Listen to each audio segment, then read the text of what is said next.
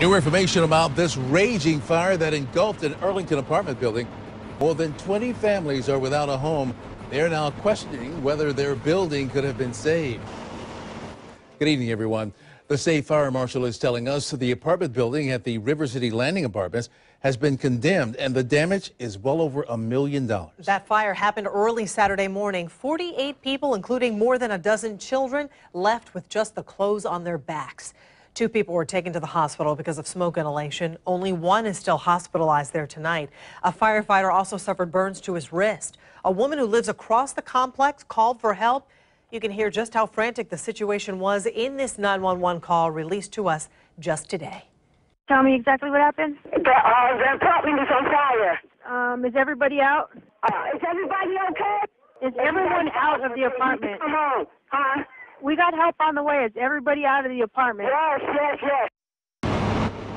Tonight, some of the victims are questioning whether their possessions could have been saved.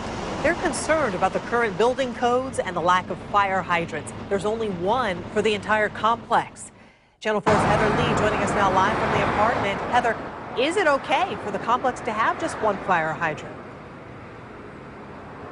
Well, the Jacksonville Fire and Rescue Department says that businesses and complexes are not required to have a fire hydrant, and they say because this building is so old that it may have older building codes that are grandfathered in, which means they may not be up to par with modern day building codes. And fire officials say that both of those issues are things people need to talk about with local legislators. Lachelle Christian and her husband are trying to figure out what their next step is in terms of getting back on their feet. We lost family pictures and just momentum of things that that was very dear to us. We lost it all, and you can't get that back. They say they can't understand why the River City Landing apartment complex they called home didn't have more than one fire hydrant. According to the Jacksonville Fire and Rescue Department, red hydrants are privately owned, which means it's up to the complex or business to take care of them and make sure they're properly maintained. Yellow hydrants, on the other hand, are owned and operated by JEA. JFRD says businesses and complexes aren't required to have them. We would be a very poor fire department if we required all of the perfect scenarios to be in existence anytime a dispatch to a structure fire took place. One of the reasons why we always bring water to the party on our own.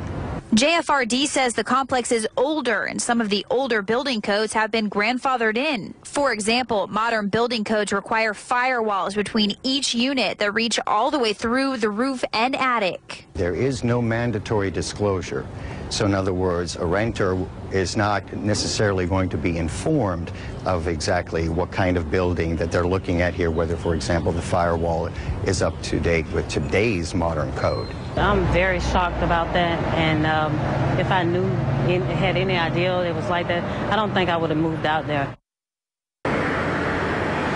Fire officials say the lesson from this unfortunate incident is to ask questions when looking at a new place in order to make an informed decision. We also reached out to the Jacksonville Fire Rescue to see if this fire hydrant has ever had any issues in the past. We're still waiting to hear back on that information. We're live tonight in Arlington. Heather Lee, Channel 4, the local station. Heather, you talked about building codes that are grandfathered in. Are there any codes that cannot be grandfathered in? Yes, the JFRD says that businesses and complexes must have lighted exit signs, and they also must have a sprinkler system inside of the complex, no exceptions.